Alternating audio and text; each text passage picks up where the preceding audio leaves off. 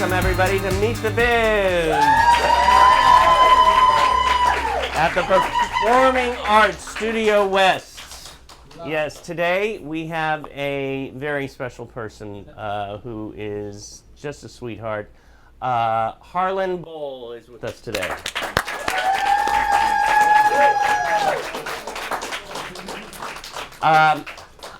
Whenever I see you, you're always running, you're always doing everything. Yeah. You are one of the busiest people I know in this industry. When do you have time to breathe? I don't. I plan on starting very soon. Okay, that's always good. Yeah. That's always good. So, where were you born?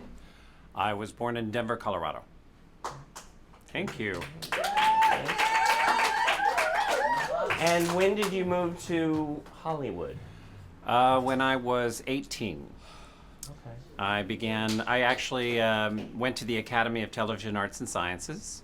I'm sorry, to the Academy of Dramatic Arts. Mm-hmm. I eventually worked for the Academy of Television Arts and Sciences. But I was an usher in a theater, summer stock theater called Elitch Gardens, the oldest summer stock theater in the country. And before my very first day of work, Chris Kirkland, the producer, called me and said, we lost our driver for the star of the show. My name was Boll, last name, first one on the list. I had a car, it was better hours, better pay, so I took the gig, and I became Shelley Winter's driver. Oh. And Shelley's assistant left, and I knew the routines, so I took over. Mm-hmm. And then she gave me to Tammy Grimes, who gave me to Maureen O'Sullivan, who gave me to Gabe Kaplan, to Richard Kiley, to Rex Harrison, and a number of others. Wound up with Cloris Leachman, who decided I should work in Hollywood. Wow. So, yeah. And Cloris has Oscar and the largest amount of Emmy wins in history right now. Well, she's amazing. Oh, yeah. No, very, very, very talented. Insane, but talented. Do you? And of course, I love her in Young Frankenstein. Oh, God, yes. She took me to, we were driving after we closed a show one night. She took me to a midnight showing. We were driving down the street and saw a midnight showing of Young Frankenstein. And we snuck into the back and watched it from there. And she was telling me, okay, listen for this, you'll hear me in the background. Or listen to this is what's happening. And the people in front of us were not too thrilled that someone was talking behind them. And when they turned around and asked us to be quiet, they were in shock to see Frau Brucha behind them. Who left my grandfather's book out for me to find? Yes! So that I would? Yes! Then you and Victor were... Say it. He was my boyfriend!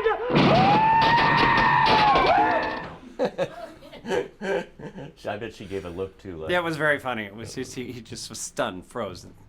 For those of you who haven't seen the movie, that's her character in Young Frankenstein. Oh my God! If you haven't seen Young Frankenstein, see Young Frankenstein. Oh my God! So you came to Hollywood to do what? Well, I came as everyone else. Cloris thought I should be an actor. I worked a lot, theater. I only once didn't book a theater gig. Mm-hmm. My agent loved me, I told you that. Mm-hmm. TV and film kind of eluded me. I did one film and did not like the way I appeared on camera and shifted gears. I became the last of the contract assistants at Paramount Studios. They assigned me to Tom Cruise for Top Gun and a few other projects, and yeah. And I learned a lot, and I became an assistant to different artists, Valerie Harper, Lindsay Wagner, wound up with Bob and Dolores Hope, the Carsons, and then the world opened up. You can't work for Bob and Dolores Hope and the Carsons and not meet everybody. Of course. Yes. Oh my God. I mean, the legends you have worked with. Oh yeah. Yeah, people think I'm much older. I've worked with from George Burns on down, yeah. You started when you were a fetus. Yes, I was a fetus at the time. Thank you very much. Wow. So what is, I see B. Harlan Boll. What is B? My first name. Okay. Very nice. I keep that for my mother. I don't care for the name, but I keep the B for my mother. Harlan's my middle name. Okay. And it's my father's name, my grandfather's name, my great-grandfather's name. It goes back, so. I love that. I love that. And Harlan is so special. I mean, the name. I think so. And the person. Thank you. Your biggest joy? Oh. Ooh, I should have asked for these in advance. No, that's okay. That's what makes it. My biggest joy. There's too many. Probably my nieces and nephews. My brother says that I buy them for Christmas. I would buy them something they need, something they wanted, and then I would go to the toy store owner and say, I want the loudest, most obnoxious toy you've got. Just to drive my brother and his wife crazy. Of course. So, yeah. Of course. I have something that I was going through. I moved out of storage. I was paying $250 a month, and I said no more. So I got everything out of storage, and now I'm living in my storage unit. I'm living in my storage unit, and I found this. I've never seen this. You haven't? I'm kidding. Oh my God! I was thinking you've seen everything. Every day of my life, I hear this. There's not a day that doesn't pass by that someone doesn't call me and do their Carol Channing impersonation. Really? Yes. I've been with Carol for 19 years. Wow. And she's not my longest client either. She's family now. She's more than just... Right. So, yeah, she's... So many stories I couldn't possibly get into. She's still working.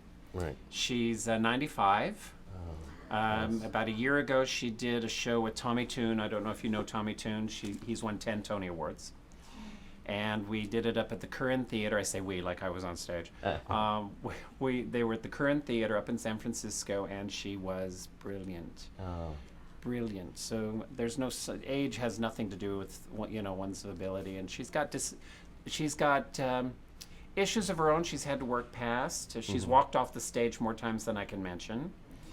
How many times how many performances did she do, or how many? She did way over 5,000 of Hello Dolly. Of Hello Dolly. She promised Yul Brynner that she would stop counting at 5,000 because he did 5,000 of The King and I, and so she promised him she would not promote after 5,000. Because they were friends, but she went way over 5,000. Right. And the rumors were always that she never missed a performance, and technically she missed a half a performance. Really? In Kalamazoo. She was so sick, she was throwing up on stage, and she missed the second half.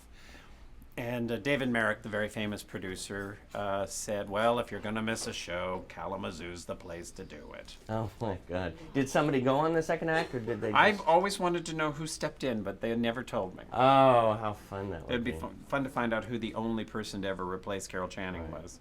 Well, I mean, of course, I grew up loving this woman. Oh, yeah. And one time, I've only met her once. I was at 24 Hour Fitness. and I was leaving.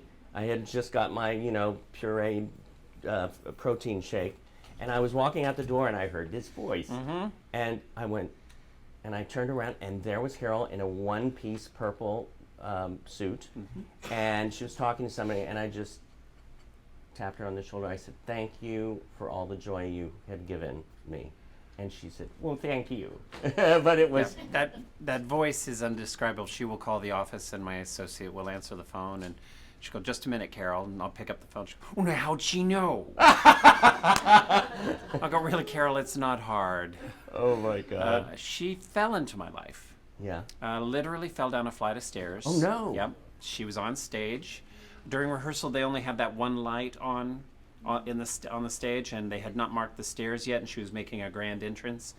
And she was on stage with Angela Lansbury, and they had switched roles. Angela was coming in as Dolly, and Carol was coming in as Mame, which was Angela's famous character.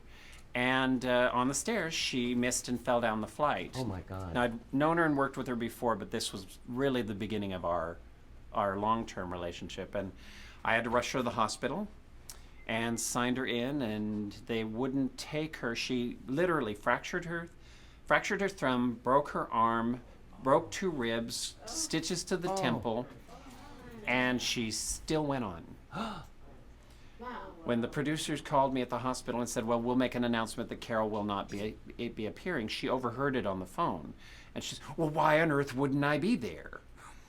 No, when was the performance? No, the next night. The next night. But still, a Yeah. broken arm, broken ribs, fractured, yeah. That's amazing. Yeah, and what I did was I called Harry Winston, which is a famous diamond company, and I had them cover her cast in diamonds. And That's amazing. we had a ton of security around her, but yeah. Do you have a picture of that? Yeah, we do have a picture Oh, of my that. God. So it's so and it turned out really well. And while we were there, she came in, and if you have to be related for them to let you in past a certain point. And they knew I wasn't, but they just wanted me to say I was. And the doctor went, "Well, are you related?" And I'm looking at Carol's nodding, like, say yes. And the doctor like saying, just say yes. And I went, yes, I'm her father. Oh. Carol didn't miss a beat. She went, oh, yes, can't you see the resemblance? Oh my God.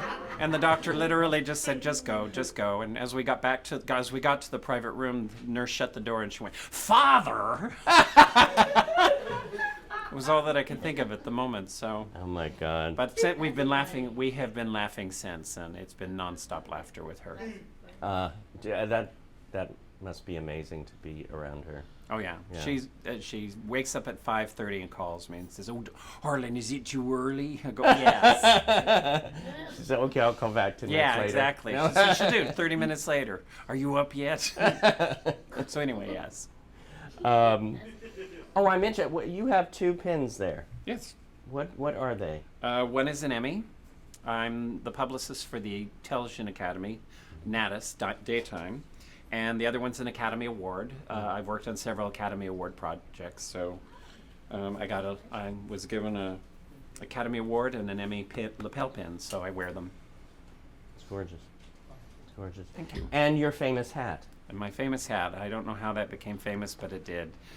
I've had it for as long as I can remember. To me, they said it was, I shouldn't wear it when I first started. I don't know why. They told me it was... It's always they. Yeah, it's always they. They said, oh no, you'll never fit in. You'll never fit in if you wear a cowboy boots and Stetson. And so I quit for a while, but then I brought it back and discovered it was a great signature for me. I wear it. You can look, hey. You can look at the Emmy Awards. You can see me walking through the crowd because I have my Stetson on, or at the Oscars or wherever. You see me at whatever event I'm at. I'm easy to find, and I have some actresses like Florence Henderson and others will see me and say, oh, don't bother him. His hat's on. It means I'm working, apparently. Right. We have another one of your clients here. Mm-hmm. Another thing I've never seen. You've never seen? No, it's many times. That joke isn't going over well. This is Tippi Hedren from The Birds. Have any of you seen The Birds? Oh my God. She tells me we're BFFs. Yeah, she is. I've been with her now for 21 years. Wow. Tippi and I travel the world together, Vienna, Paris, all over. And she is a joy.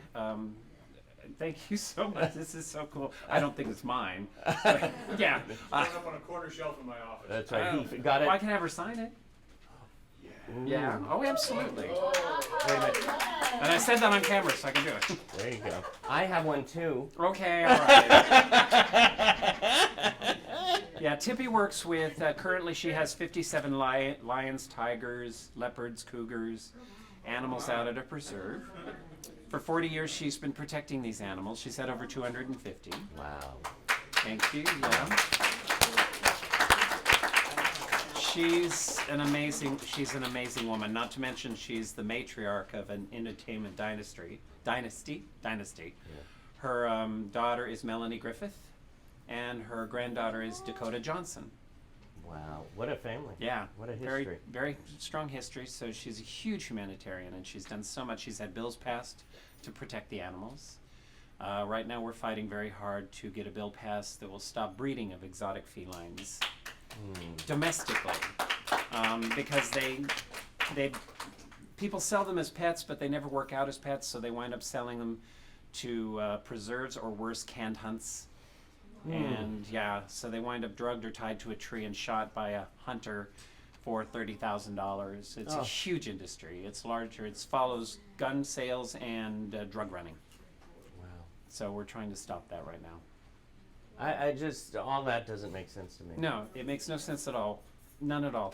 For a guaranteed trophy, for a carpet on your floor or a head on your wall. It makes no sense at all. Yeah. I tell some friends sometimes I don't feel like I'm from this planet. I feel like it's weird. But I went to Shambhala, which if you've never been to Shambhala, it's a place you must visit. It's amazing. I mean, they have day trips. So They have once a month. They have safaris during the day. You can go out, bring the sack lunch, and then they have sunset safaris, which I just posted on my Facebook. I went with Barbara Eden, and we had an evening safari. That's when the animals are nocturnal. They come out and start roaring. And you have dinner and not much to drink. They don't let people drink much when you're around exotic animals. Oh, right. Here, So kitty. No. No. Yeah. Well, I went there with another one of your clients, who was the guest that night, Jerry Jewell. Jerry Jewell, yes. Yeah. I love Jerry. She's With amazing. all my heart. She keeps me breathing. She keeps me on my toes too. Yes. Yeah, I've had a lot of clients go out there and do Q&As and try and raise awareness and funding out there. Yeah. And she's one of the favorites because she's the only one I think they've asked back twice. Really? Yeah, because the audience really, really love. Well, she's funny and she's energetic, and it makes for a very good evening. Not that the others weren't. The others were all wonderful too, but. Well, she has this. Yeah. I mean, she is a comedian. She's an actress, and I remember that night. I think it was the first time that she really connected with Tippy, and all of a sudden it was like they were just like fast friends. Well, they both also have cages in their neck. Right. Yeah. Tippy and Jerry both have had surgery. I'm not saying anything that they haven't told everybody a million times, so Right. I'm not dispelling any myths, but they have cages in their neck to keep their heads. In Jerry's case, she needs it. She's had so involuntary actions so often that it's worn things down. And Tippy was on a set where the set collapsed. Over a ton of water fell on the set. Oh, So yeah, can't. the doctor said, I have no idea how you're keeping your head up. So she now has a cage in her neck. So they had something in common. Wow. Yeah, Yeah. That Jerry. Yeah, and I think Jerry fell too. Which was she fell as well, which didn't help at all. No. You specialize. I'm trying to read this under Tippy. You specialize in I can't say that. How do you say Literary. that? Thank you. That's one of the where you always have one of those words that just don't come out. Personality, theatrical, nonprofit. So you do it all. I do pretty much it all, yeah. There's been very little I haven't done. Films and TV shows and mostly books. I love the written word. I really do. I tend to give away the farm when I'm helping an author get the book out there because I think everyone's got a book in them. I really do. I love memoirs myself. I have 2 libraries at my house, and they're all full with books that have all been read. And one, they're all signed, and one, they're not signed. But I love working with authors. I'm an author myself. How many books have you? I've worked with 3. The first one was a complete flop. The second one was a bestseller, and the third one was a bestseller. Though technically, I was the producer of the second one. It was a series of interviews for a book called Portraits with 142 celebrities, from Jacques Cousteau to Elizabeth Taylor to Mother Teresa. I got to meet the most amazing human beings with wonderful stories to share. And then the TV, Best in Television, 50 Years of Emmys. Right. I'm technically not the writer. I am the ghost-ish writer. It was my idea for the book, but they gave it to Maury Gelman and Gene Ackes, who had been with the Academy for many, many years. And then Merrill Marshall, the then president of the Academy, came to me about 19 weeks out and said, we're short. We don't have any interviews. We have all, the facts are all there. Right. And the history is all there and great photos, but we don't have any interviews. So they asked me to get 50 Emmy winners to do interviews in 19 weeks. I wound up with 65. And I told them they couldn't cut anybody. Anyone I asked was in if they did it. And they did it. So on page 6, I'm credited with the 65 interviews, with the securing the 65 interviews. And I got Betty White to write the intro and Bob Newhart to write the foreword. Oh, wow. So I consider it my book. What a life you have. This is so. I've been very lucky. There's this video that I just love that's running everywhere. It has been picked up. Betty White got the Lifetime Achievement Award last year at the Daytime Emmys. And yeah, when you come off stage, you're presented with something on stage that's actually for television viewing. You know, it's the presenter's Emmy, because as you walk off, they take it from you. And then you walk backstage and you get the one with the number on the bottom that's credit that is assigned to you. So if it's ever gone, stolen, whatever reason, they can identify it. This number belongs to. And then so there's this wonderful video running of me handing that one to Betty White. Scared you all, didn't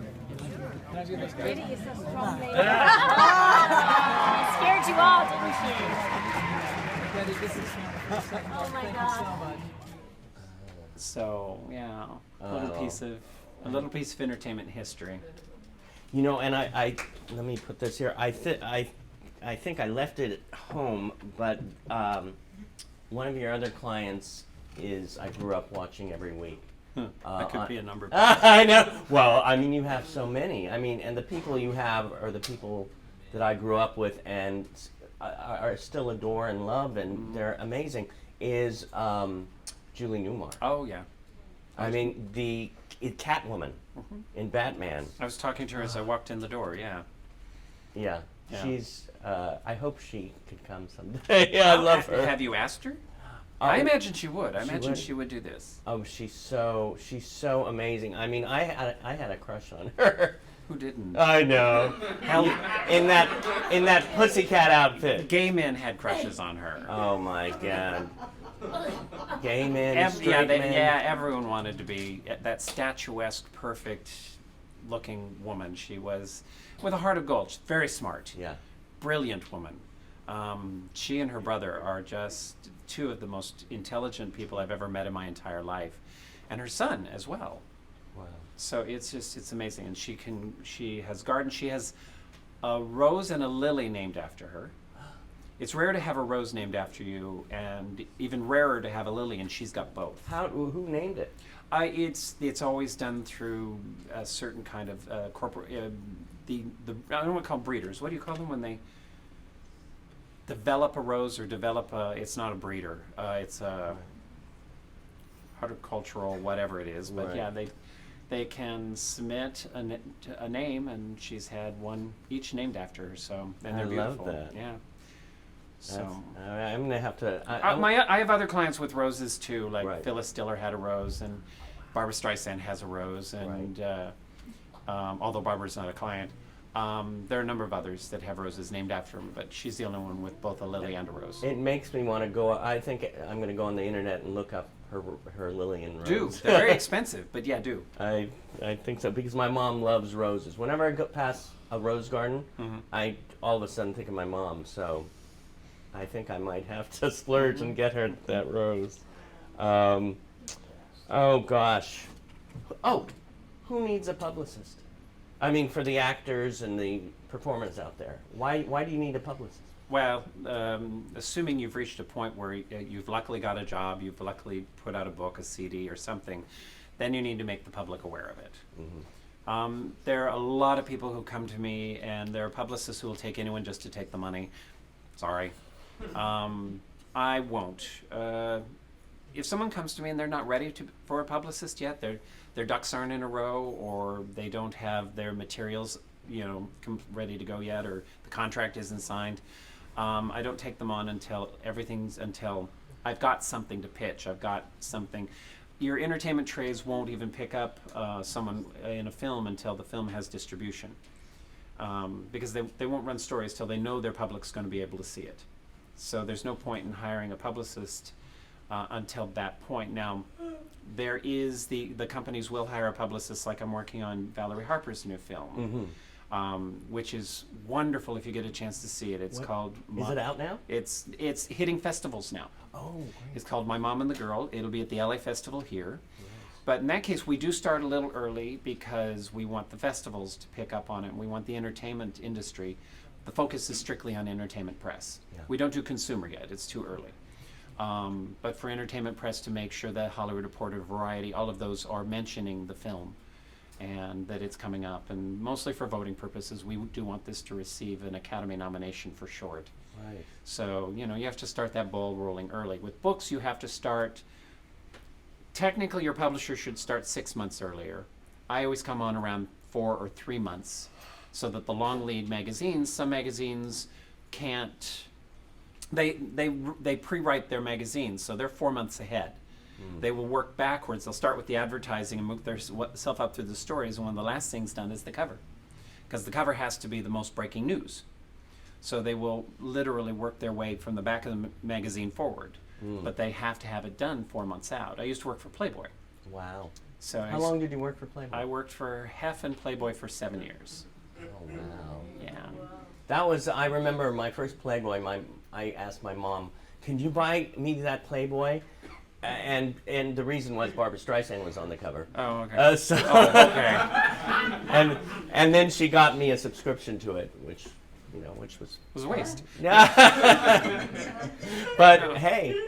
No, for the good Quaker boy who was working with Hef, it was very funny. I was working with a man named Dick Clark at the time. Oh, Dick, yeah. Yeah. Do you all know who Dick Clark is? Wow, of course. One of the really, truly greats.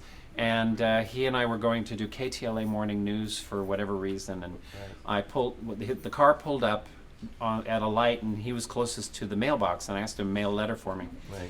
And he got out of the car, he went over, and I saw him reach the mailbox and go, and looked over at the car, and looked back at the letter, stuck it in the box, got in the car, and went, "Was that to the Mother Teresa?" And I went, "Yeah, we'd become pen pals. She wrote the she wrote the intro for one of my books."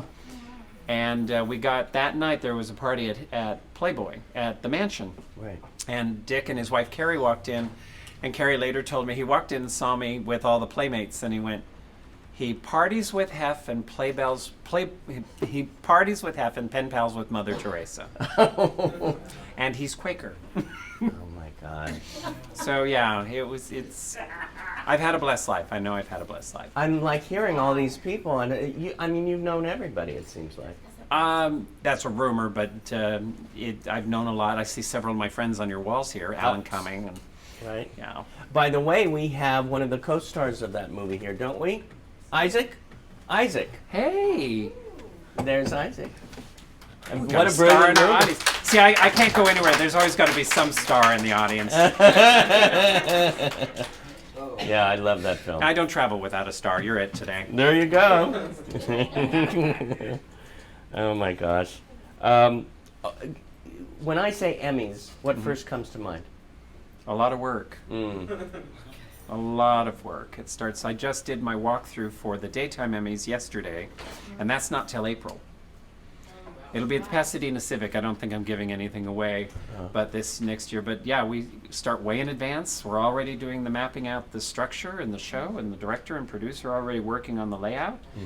And before long, David Michaels will be looking for the presenters and talent, and we have to start way in advance. And it's a lot of work. And this is the daytime Emmys? These are for the daytime Emmys. Okay. Prime times are just around the corner. Right. Everything's done for that. Right. They were having all their parties this week, their nominee parties and everything else. In fact, last night was the party for the daytime people, hosted by Prime Time. So. Right. Yeah. So it's an ongoing, constant source of work. A lot of Emmys are given out. Mm-hmm. Yeah.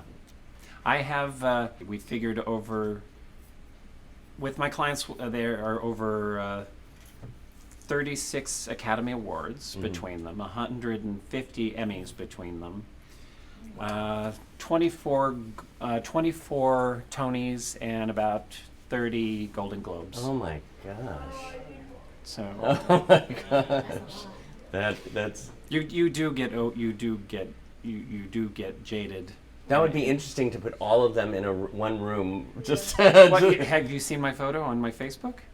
that you have. Yeah, they're all in a row on my desktop. Oh. The only thing that's not in the photograph is a Grammy. Right. I don't know why I didn't put a Grammy in there. Right. And because I have several clients who have won Grammy Awards. Yeah. And I didn't put in a Gong Show Award. Are you familiar with the Gong Show? Of course. The Gong. I have a Gong Show Award. It's not mine, but I have a Gong Show. Yeah, I have a Gong Show Award. Who was that? That was Doug. Oh. See, yeah. So yeah. Oh, I've got to go look. I was looking through your Facebook pictures, and there again, I'm just like, oh my god. And I have an uncle with a Nobel Prize. Wow. Yeah. Heinrich Boll. He won the Nobel for Literature. Wow. So yeah. Wow. We could speak for a week, and you wouldn't. Yeah, probably, yeah. You'd get bored, trust me. No. Yeah, my spouse, I'll be telling a story, we'll walk in the room and go, oh, and leave. Will not listen if I talk about China. I used to be I toured China and Right. became an ambassador Oh my god. of arts and culture in China, off and on for 3 years, and so sick of the stories that won't even listen to me talk about it anymore. I think I was kidnapped in China. You were kidding? Wait a minute. Okay, now you got to tell this one.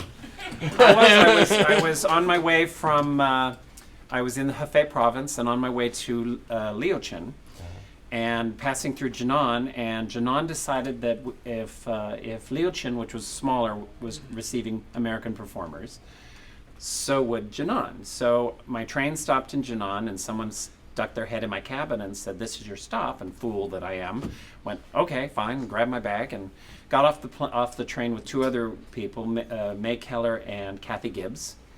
And we realized something was wrong right away because there wasn't the fanfare, there wasn't anyone to meet us, there were no officials, and they whisked us away to a guest house. And I found out later they sent a message on ahead to our team and said, "We have 3 of your members," and we were headliners of sorts. Everyone's a headliner at some point in some part of the show, but they said, "Bring back your cast for a show here." So it happened to be our one night off. We did 2 shows for 5,000 each. 5,000 people, brought them in, got them out, 5,000 more in and out. Right. And we did a show that night. I got a lot of attention because I was the only trunk they brought back with costumes. So I was the only one doing costume changes in the show. I got standing ovations, not because I was talented, but because I was changing my clothes. Oh my gosh. So, and that night they said they wanted to hold us over for another show, but Right. we had to perform the next night. So we all snuck out. They snuck us out in groups, in little groups of 2 and 3, out to a bus that was hidden around a corner. We all loaded into a bus that drove down the side streets in the dark, no lights. An official stopped us, climbed on board, with a flashlight, shined it at all of us on the bus, and talked to the driver. And the driver gave him a pack of cigarettes, and he got off and let us go. And I went, my entire value has been now a pack of cigarettes. And we got to the train station and realized there was no way, Stetson boots, I was going to walk through a crowd. Yeah. And we had one girl with her blonde hair down to her past her buttocks, and there was no way we were going to sneak through. So they took us down the train tracks to board the train. I was the last with the producer and director to walk down the tracks, and I was singing Edelweiss in Mandarin. Thank you for getting that. I felt like the family Von Trapp sneaking over into Switzerland from Austria. And we got on the train, got to our location, and they'd been holding a meal for us because there was supposed to be a big banquet, and that's where I was one of the honorees there. Right. And they served me, and now I didn't drink at all in my life, at all, until that point. And they served me a glass of something called ouzo, which you know is like 175 proof. And I saw my director and producer going, no. Usually they told everyone I don't drink. Yeah. But they somehow, in the hustle of everything else, they forgot. So I just saw them and I went, never mind. And I'd seen the ceremony a million times, took the glass, tapped it on the table twice, gombe to my host, because this is the tribute, and you have to down it. I still have no hair on my chest. I finished a plate of deep fried scorpion and was asleep. Oh. Yeah. The scorpion was good. It was very good. Did it taste like chicken? No, it tasted like peanuts. Oh. Yeah, it was. I kept eating them, and I still have no idea who undressed me and put me to bed. Now, when's that movie coming Yeah, out? I know. Actually, there is a movie. There is a movie of the trip called By Way of the Rainbow, the Rainbow Tour. Oh, and that's... Yeah, you'd have to hunt for it. But that's what it's based on. Yeah, it's the documentary. No, it's us. Oh. We're in it. Oh. It's a documentary of the trip. Oh, now I have to see. Yeah. Okay. Yeah. You'll see me singing and dancing and Okay. my early life. Oh my gosh, I love this. Magic Castle. You're Yeah. connected to the Magic Castle. Yes, I handled the Magic Castle itself for many years. Okay. Now I handle Magic Castle Inc., which is the production company that puts on shows and movies and other things that deal with magic and illusion. Milt Larson, Right. who is the godfather of all magic today, as far as I'm at this time. He was born in a trunk, literally a magic trunk, to a magic family. And the Magic Castle is just one of the most, forgive the word, magical places to be at. It really is. Has anybody gone to the Magic Castle? Been there? Isn't it? Yes, it's amazing. It's amazing to watch I will see someone doing something this close to me and not know how they, and I don't want to know. I Right. really don't want to know how they do it. But I've been there with several of my clients. Florence Henderson, we were doing something and she was they put coins on the back of her hands, and he waved his hand over it and they were gone and they were on her elbow. Oh my gosh. And you're right there. You have no idea how that happened. There are times we've done shows at the White House where unfortunately I was made privy to how it was done, and I really wish I hadn't. One of my favorite, there's a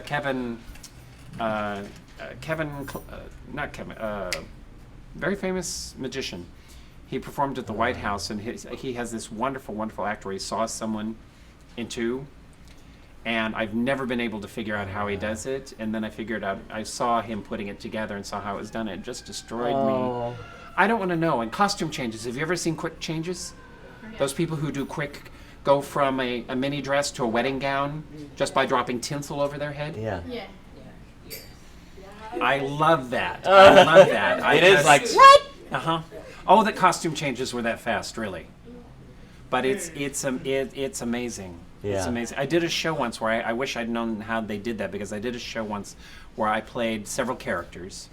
It was called The Two of Us. Michael Frayn, who also wrote Noises Off and other Right. shows. Right. It's called The Two of Us, and I played myself, my best friend, my son, and my wife.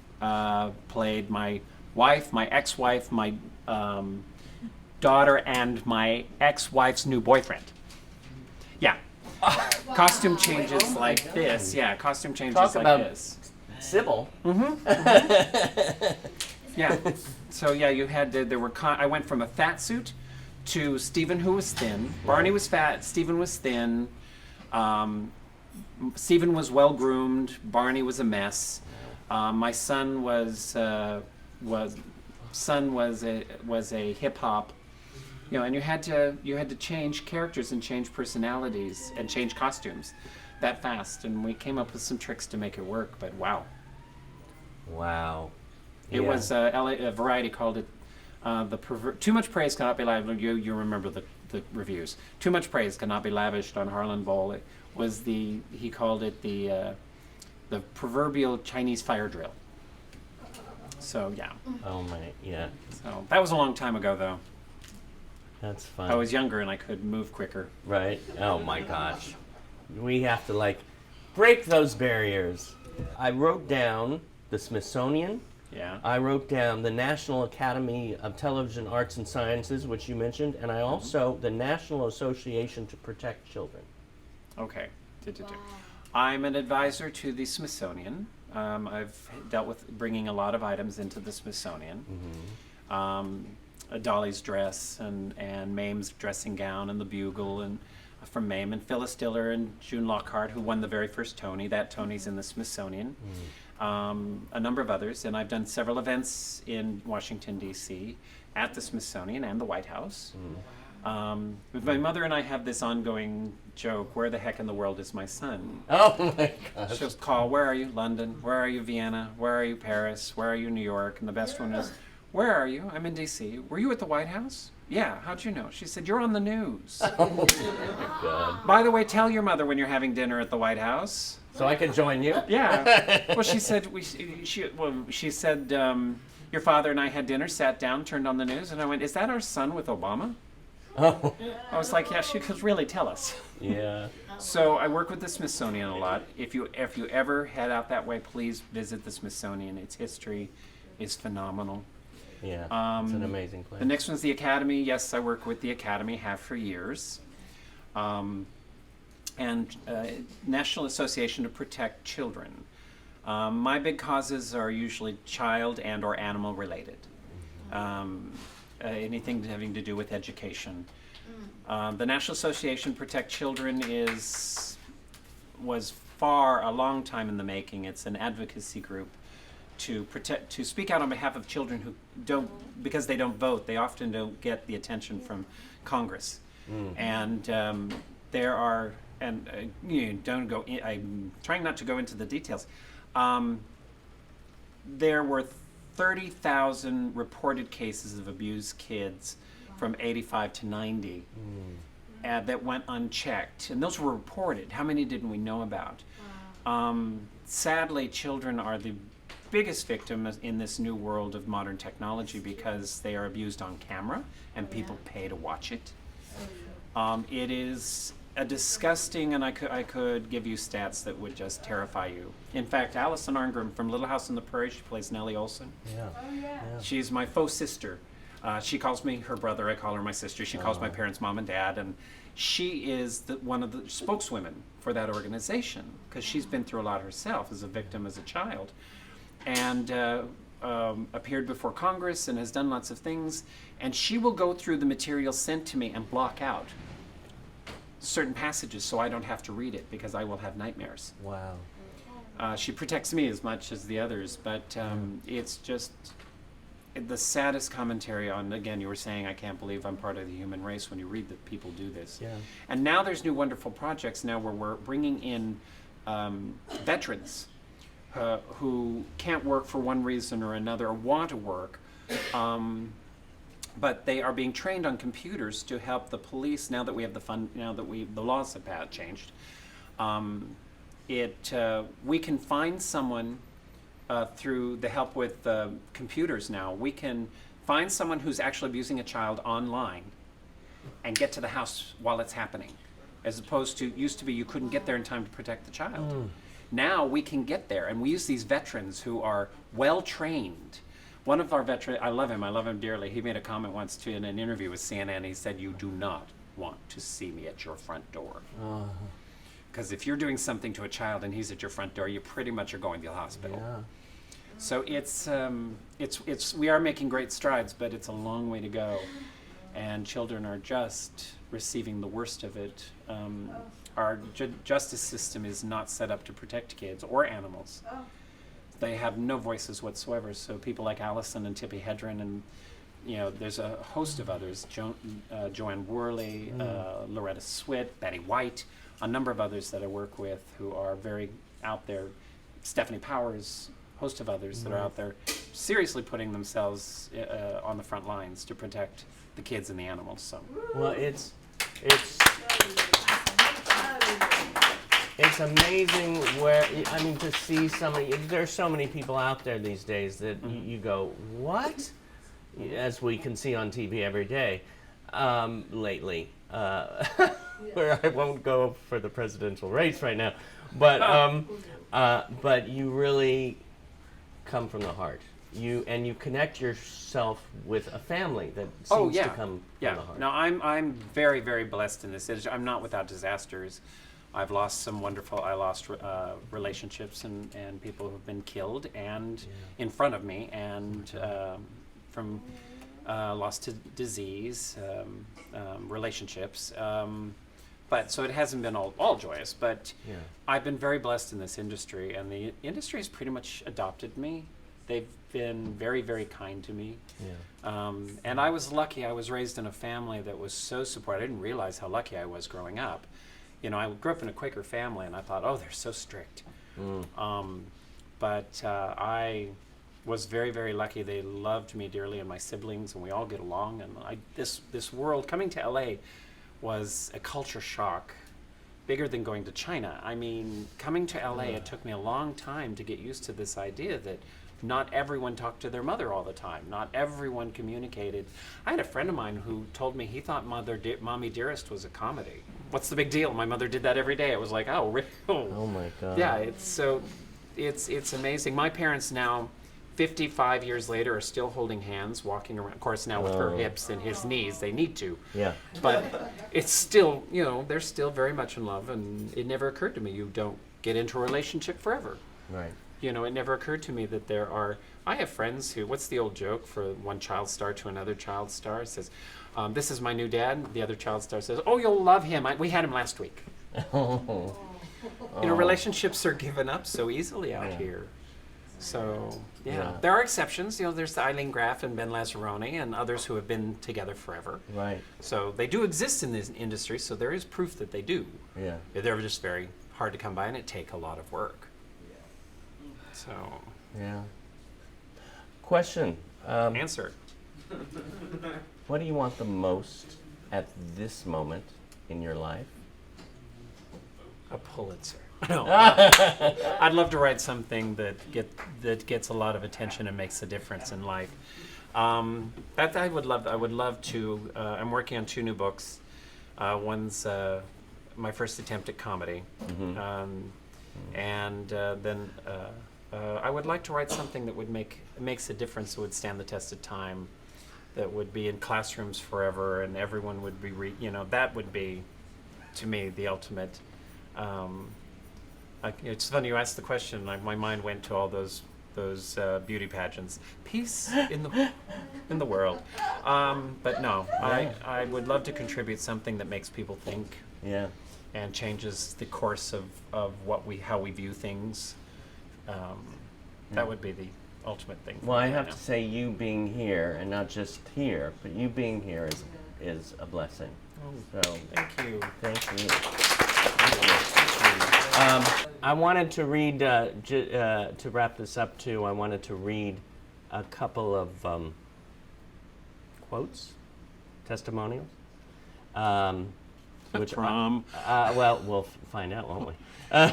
Which I thought were brilliant. I just read them and I got emotional. But my elegant and brilliant, dear, dear friend, I can't remember when Harlan wasn't there, and often with little notice. He has survived several tours, 2 husbands, and 1 memoir. I seek his wise counsel on just about everything and can't imagine what I would do without his guidance. Carol Channing. Yeah. Beautiful. And then I have one more I wanted to read. I was the recipient of a unique gift from my daughter, Melanie Griffith. It was wrapped very elegantly in a smart man's suit. That gift, the friend of Harlan Boll, a publicist, has lasted over 20 years. Harlan is the pinnacle of patience and understanding, the elegance of Clark Gable. He has the capability of charming every single person in the world. Harlan Boll knows how it all works. He knows how people work and who they are. He's loyal, honest, and I will always love, admire, and trust this man. People who know Harlan trust him for good reason. He knows the business of publicity. Tippi Hedren. Tippi. So, Harlan Boll, everyone.